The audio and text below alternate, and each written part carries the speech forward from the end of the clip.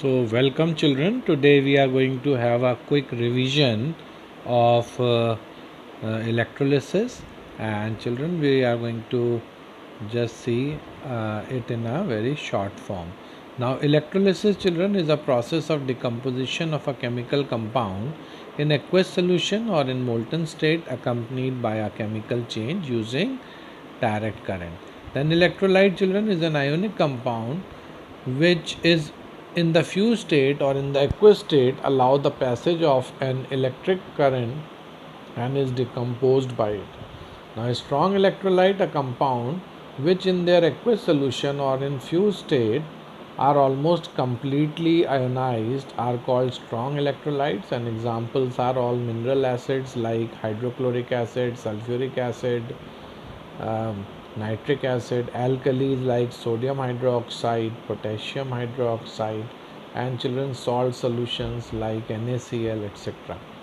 Then children, weak electrolyte, the compound which in their fused state or aqueous solution are feebly ionized and are poor conductors of electricity, are called weak electrolytes. And examples are children weak acid like acetic acid, oxalic acid, formic acid, and children in the same way non-electrolytes, these are the compounds which neither in solution nor in molten state allow an electric current to pass through them, are called non-electrolytes.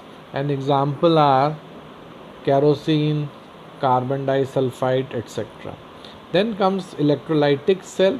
It is a device used to convert electrical energy into chemical energy. And electrochemical cell is that device, children, where we are doing all the process of electrolysis. It is also called as electrovoltmeter.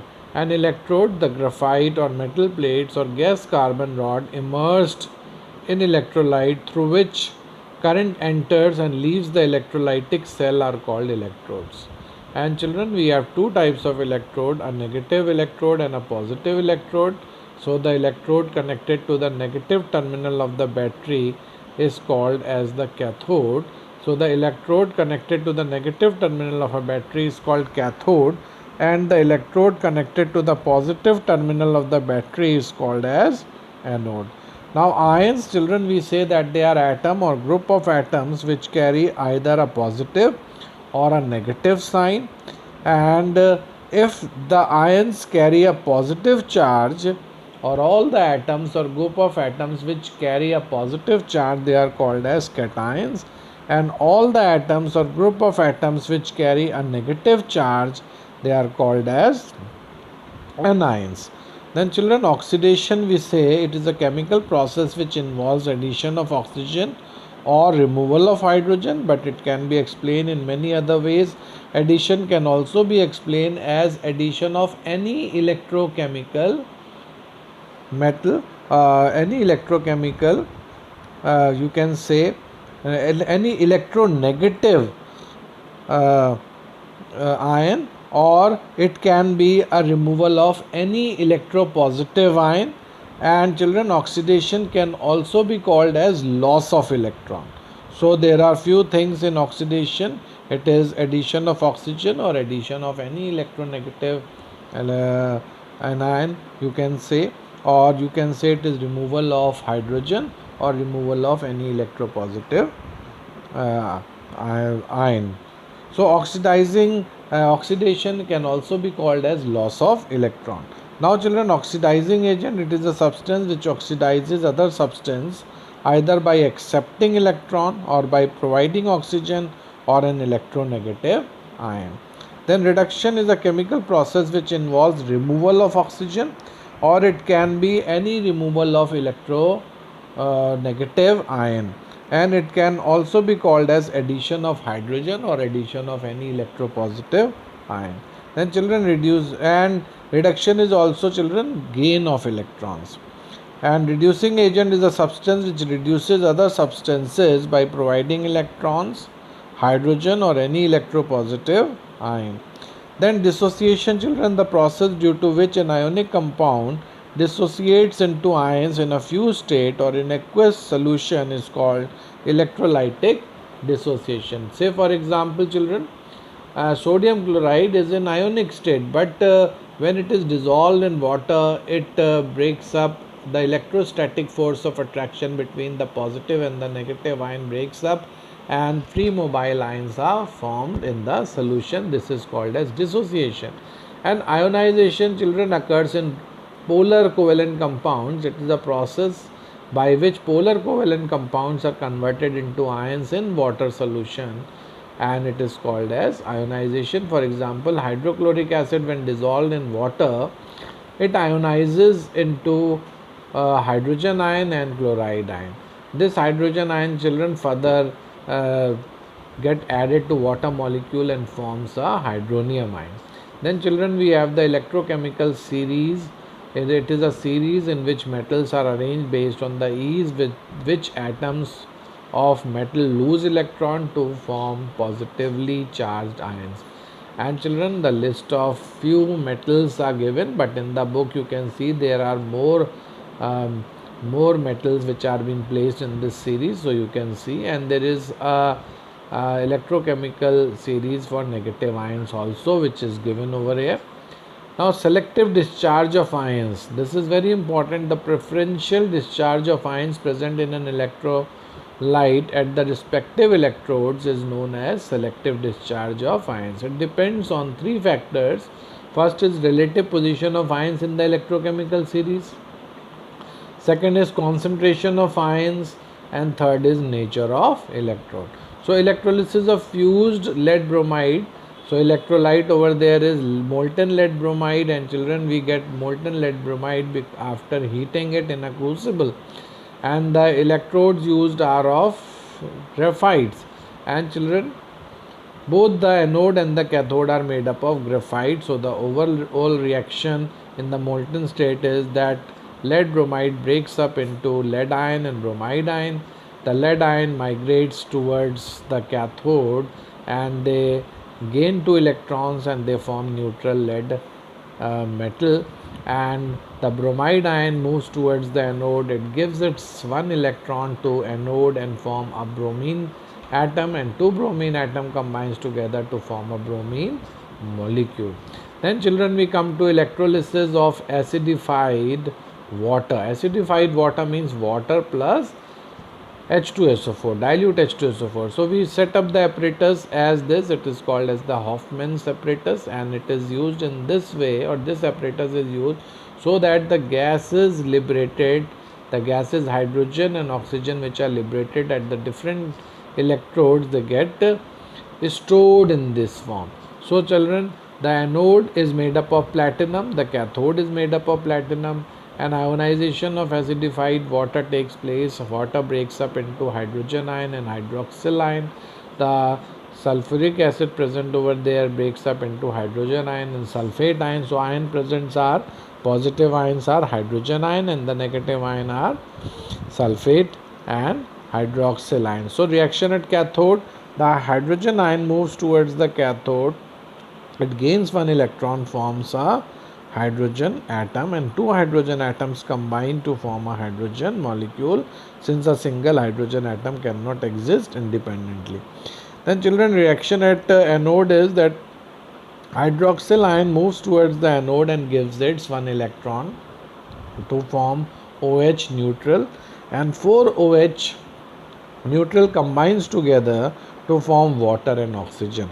So, we say that at cathode hydrogen is released, and at anode oxygen is released. Now, children, and hydroxyl ion and sulfate ion also move towards the anode, but in preference the hydroxyl ion are discharged.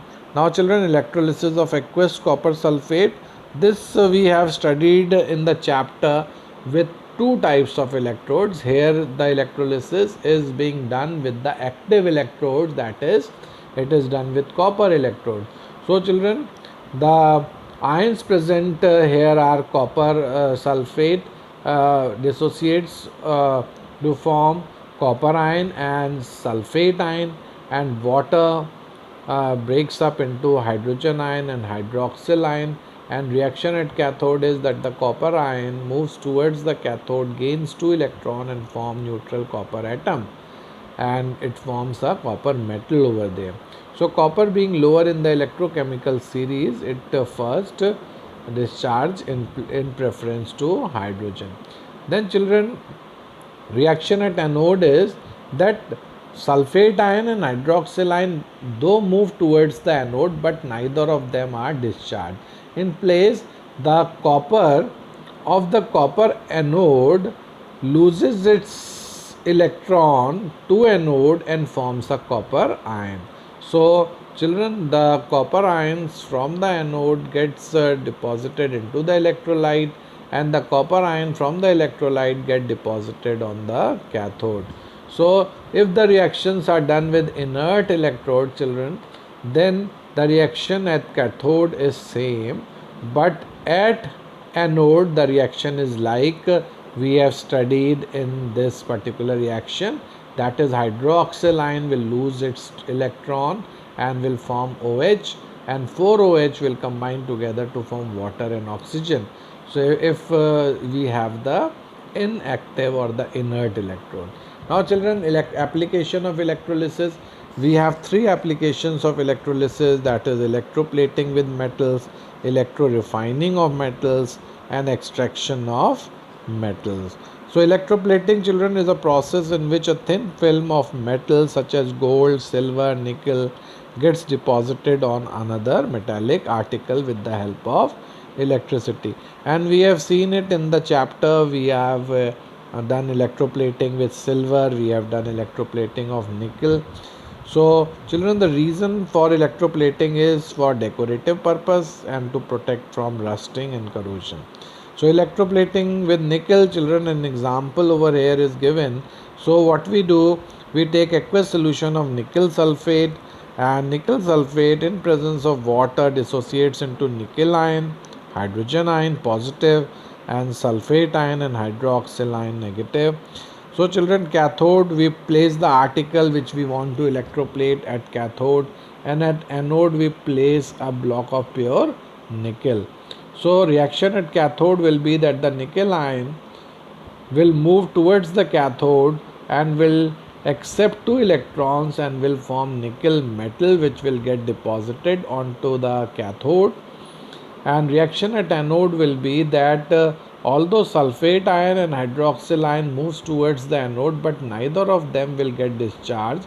In place, the nickel of the anode will lose its electron and will form the nickel ion and will be discharged in the electrolyte.